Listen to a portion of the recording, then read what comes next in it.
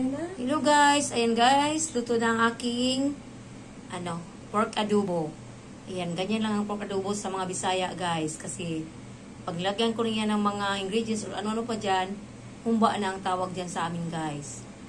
Ayan, napakasarap ito guys, hindi ito maalat. Sakto lang ito siya kasi tawag ito ay lang ito siya guys.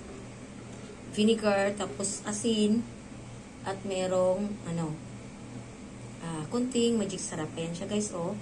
Meron siya taba, kunti lang, pero hindi namin yan kakain ng taba. Yan, kasi hindi kami kumakain ng taba ng baboy. Ayan, napaganda ng kanyang kulay. Ayan.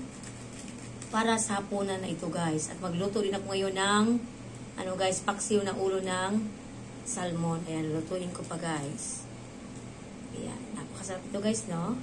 Sakto lang ang kanyang pagkaluto, hindi siya sunog. Ayan. Thank you for watching!